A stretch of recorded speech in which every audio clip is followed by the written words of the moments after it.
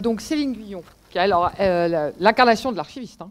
Je vais donc vous livrer l'analyse d'une archiviste sur la réforme du droit d'accès aux archives classées secret défense.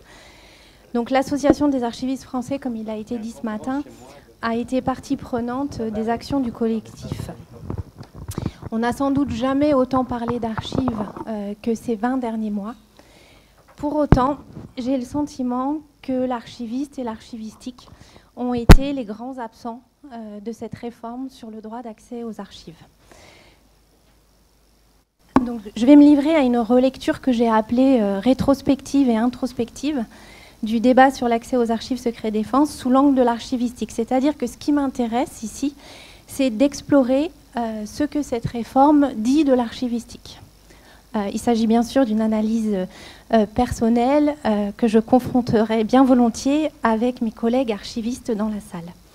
Donc les conditions dans lesquelles la réforme du droit d'accès aux archives classées secret défense ont été menées sont, me semble-t-il, révélatrices d'une relation malaisée aux archives. J'ai vraiment le sentiment que les archives et l'archivistique ont été malmenées au cours de cette réforme.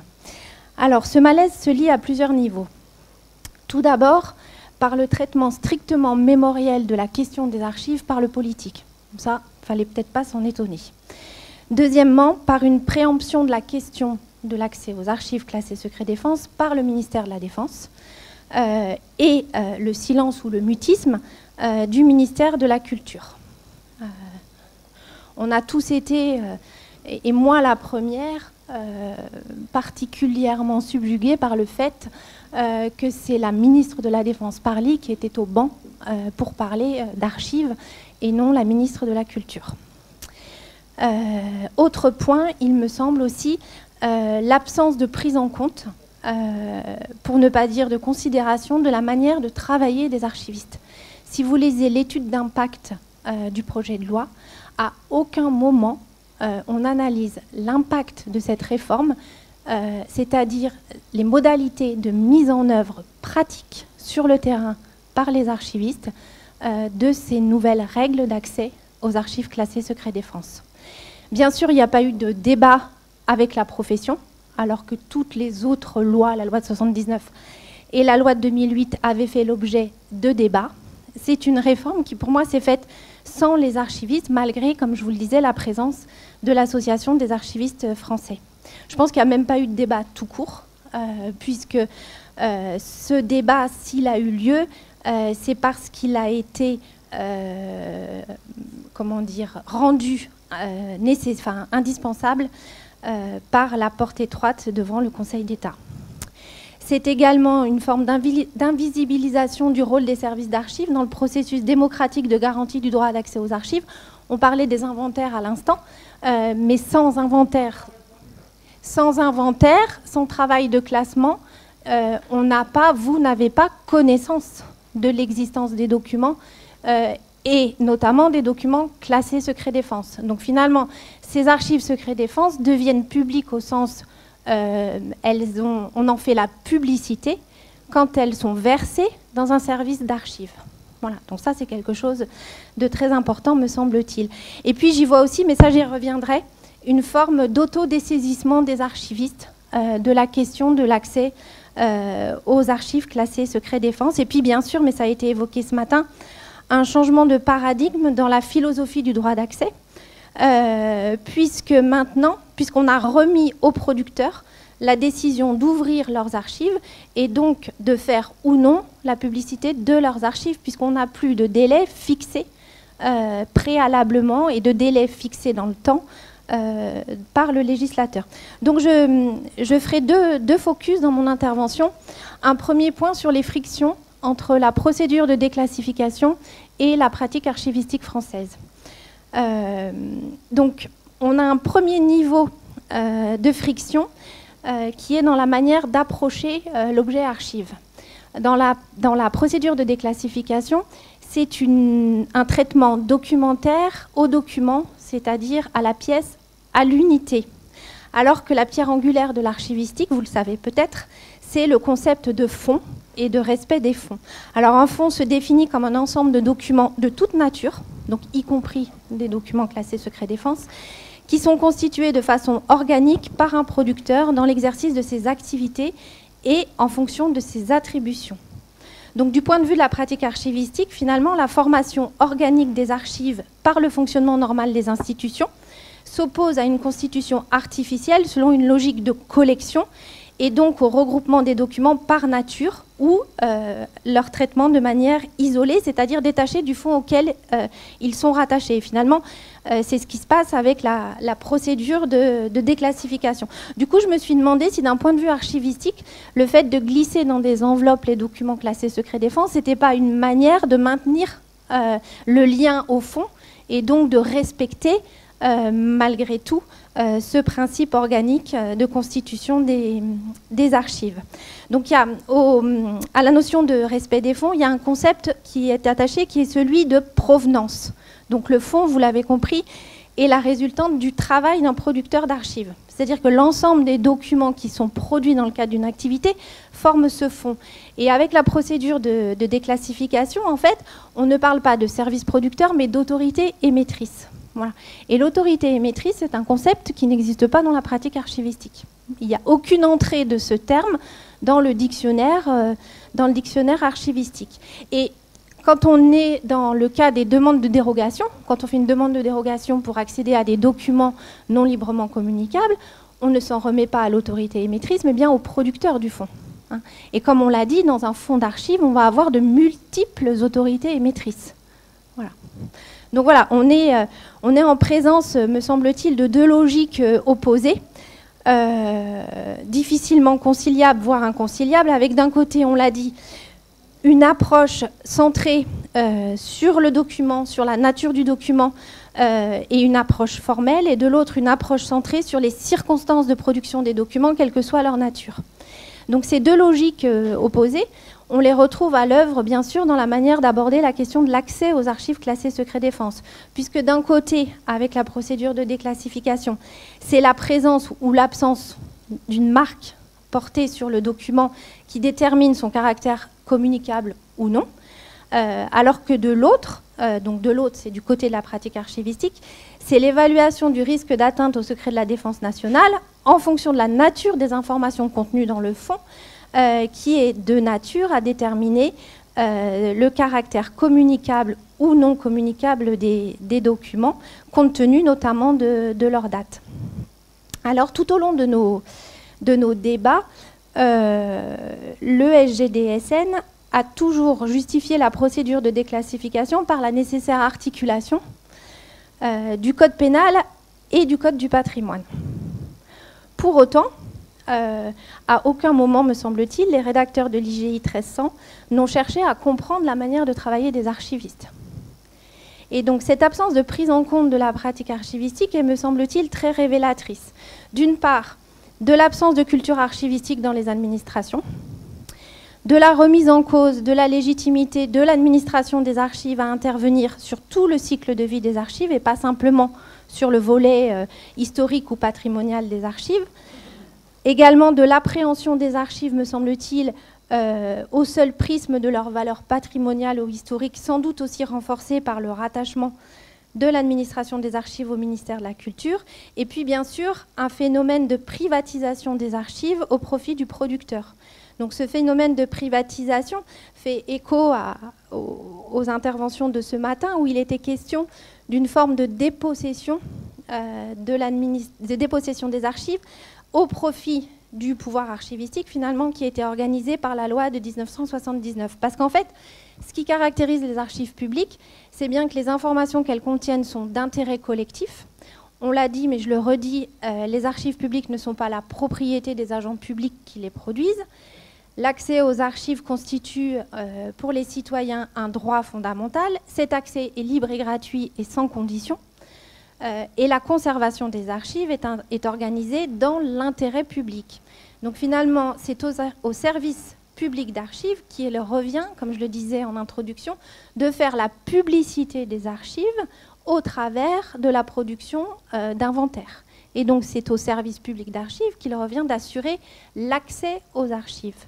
Et donc la question, une des questions qui va se poser pour nous, c'est celle de notre incapacité, dans certains cas de figure, à déterminer les délais de communication et donc à organiser l'accès aux archives. Donc c'est pour ça qu'il me semble qu'il y a aussi un mécanisme que j'ai appelé de confiscation des archives publiques et de confiscation du rôle des archivistes au profit du producteur des archives qui est à l'œuvre dans la récente réforme du droit d'accès aux archives secret défense. Et donc c'est ce phénomène de confiscation qui peut, me semble-t-il, se lire comme un phénomène de privatisation des archives publiques en écho à ce qui a été évoqué ce matin s'agissant de cette charge finalement que j'ai appelée symbolique qui a été confiée aux archives et à l'administration des archives par la loi de 1979. Alors pourquoi est-ce que je parle de privatisation des archives alors que je vous ai dit que je faisais une lecture sous l'angle de la pratique archivistique? C'est parce que, me semble-t-il, le fait de faire de la fin de la valeur opérationnelle pour les archives du renseignement un critère de détermination du délai de communication donne au producteur un pouvoir qui est de nature à déséquilibrer la relation archiviste-service-producteur. Et cette relation est une relation fragile qui est basée sur la négociation et la confiance. Vous le savez, les archives passent par 3 états successifs. On a coutume de distinguer les archives courantes des archives intermédiaires et des archives définitives. Et le versement dans un service public d'archives intervient généralement à la fin de l'âge intermédiaire. Cet âge intermédiaire, la fin de cet âge intermédiaire correspond à la fin de la valeur opérationnelle des archives pour le service qui les a produits. Et donc le fait de lier valeur opérationnelle et libre communication des archives, me semble-t-il, va avoir pour effet que les services de renseignement ne vont plus verser leurs archives et auront l'argument de dire qu'il y a toujours une valeur opérationnelle attachée à leurs archives. Et donc ils ne peuvent pas les verser. Et que ce non-versement, finalement, est encadré par la loi. Sachant que la fin de l'âge intermédiaire n'est pas fixée par les textes réglementaires ni par la loi. C'est vraiment un travail de négociation entre l'archiviste et le producteur. Donc finalement, en ne fixant pas de borne, c'est-à-dire on n'a plus de délai dans la loi, et puis on voit bien tous les amendements qu'on avait proposés visant soit à fixer un délai plafond, soit à introduire un mécanisme de révision ou de renversement de la charge de la preuve, ont été immédiatement battus en brèche par le ministère de la Défense notamment. Donc les délais de communication qui sont fixés par la loi de 79, vous le savez mieux que moi, ont pour fonction de concilier les droits des individus, par exemple le droit à la protection de la vie privée, et les secrets protégés par la loi comme le droit, enfin le secret de la défense nationale. En fait, là, ce que je voudrais, c'est faire écho aux échanges qu'on a eus ce matin, notamment avec les collègues qui venaient des pays européens, sur l'impact de la réglementation sur la protection des données à caractère personnel, les effets de bord, finalement, de cette réglementation sur le caractère public des archives. Et on l'a vu aussi en France lors des débats concernant le RGPD, le Règlement général sur la protection des données à caractère personnel. Et donc les archivistes, à l'époque, ont bataillé fort pour que le droit de rectification, vous savez, le droit à modifier des informations nous concernant en tant qu'individu, que ce droit de rectification ne s'applique pas aux archives dites historiques, c'est-à-dire aux archives qui sont versées dans un service public d'archives. Et si on a gagné ce combat-là, l'une des raisons qui a été mise en avant et qui a emporté finalement le combat, c'est le fait de dire que la conservation des archives, c'est l'intérêt public associé à la conservation des archives. Voilà. Et finalement, c'est cet intérêt public qui semble un peu battu en brèche avec la réforme sur le droit d'accès aux archives classées secret défense. Donc en fait, on a un déséquilibre, je parlais tout à l'heure de déséquilibre dans la relation entre le producteur et l'archiviste, mais finalement là, on a un déséquilibre entre l'approche individuelle ou privative et l'approche collective et publique, finalement, attachée à la conservation des archives publiques. Donc je vois vraiment dans l'introduction de ce régime d'exception pour les archives des services de renseignement un affaiblissement de l'intérêt public attachés à la conservation des archives. Alors même que c'est cet intérêt public qui légitime la conservation des archives au-delà de leur finalité initiale, c'est-à-dire au-delà de leur valeur opérationnelle pour le service producteur et pour l'administration qui les a produites. Donc voilà, je pense qu'il y a une faille, en tout cas il y a des frictions autour de cette notion d'intérêt public. Et puis je conclurai sur la question de la confiscation du rôle des archivistes. Alors c'est à l'archiviste qui revient d'appliquer les délais de communication qui ont été préalablement fixés par le législateur. Et finalement, c'est au contact des juristes du collectif que j'ai réellement pris la mesure de toute la charge symbolique associée à ce rôle. Parce que je n'en avais malgré tout, je crois, qu'une approche relativement technique, comme liée à la pratique de mon métier, à la pratique archivistique. Et donc, avec la loi de 79, comme il a été dit, le législateur a opéré un déplacement en confiant non pas au producteur, mais à l'administration des archives, le soin d'appliquer les délais de communication, et en faisant donc de cette administration et des archivistes par ricochet les garants de l'intérêt public attaché aux archives publiques. J'ai déjà parlé tout à l'heure de charges symboliques associées à cette action d'appliquer des délais de communication, parce que finalement, appliquer un délai de communication ne peut pas se réduire, et il ne faut pas que nous le réduisions en tant que professionnels à un geste technique au sens de la technique archivistique. Parce que par ce geste, finalement, l'archiviste intervient dans la sphère des libertés publiques, puisqu'on l'a dit, l'accès aux archives est une liberté publique. Donc, il y a des moments pendant tous ces 20 derniers mois, il y a des moments où j'ai été vraiment dans un état de sidération, où j'avais vraiment l'impression qu'on dépossédait les archivistes de leur métier, finalement, en confiant aux producteurs le choix de décider ou non de rendre ces archives accessibles. Et du coup, ça pose une autre question pour nous, qui est celle de la collecte de fonds qu'on sait qu'on ne pourra pas communiquer. Donc, qu'est-ce que ça veut dire collecter des archives qui ne seront pas mises à disposition des citoyens? Donc, c'est pour ça que je parlais de phénomène de privatisation des archives qui est à l'œuvre. Je vous le disais aussi, j'ai le sentiment que le débat a été confisqué aux archivistes, un peu finalement comme si notre profession se réduisait à une profession de technicien de l'archive. Voilà. On était des techniciens de l'archive qui appliquions des règles, des normes encadrées par la pratique archivistique dans une sorte de posture de neutralité qui est très chère à la profession, comme si on pouvait être imperméable aux enjeux sociétaux.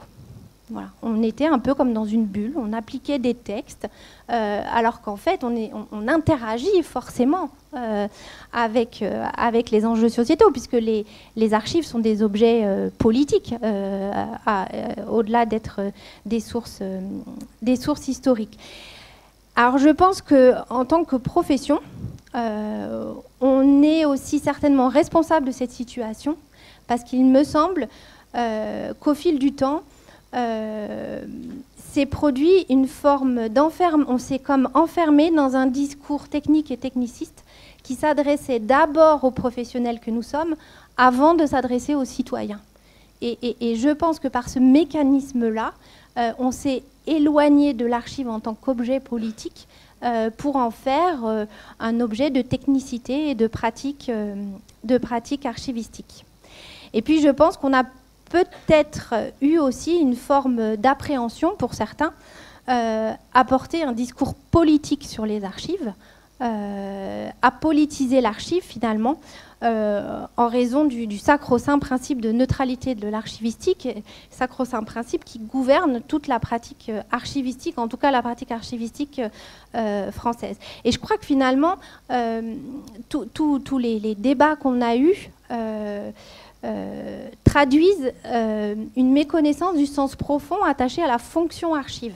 Donc archive avec un grand A Voilà, l'institution archive, à la méconnaissance du sens profond attaché à la collecte des archives et à leur mise à disposition par les archivistes.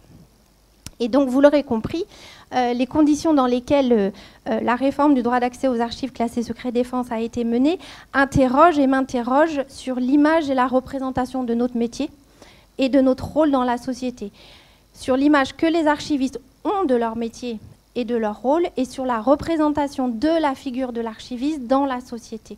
Et finalement, je crois que tout cela traduit une forme d'affaiblissement du pouvoir archivistique et de la nécessité, je le pense, d'une administration des archives indépendante du pouvoir politique. Merci. Merci beaucoup.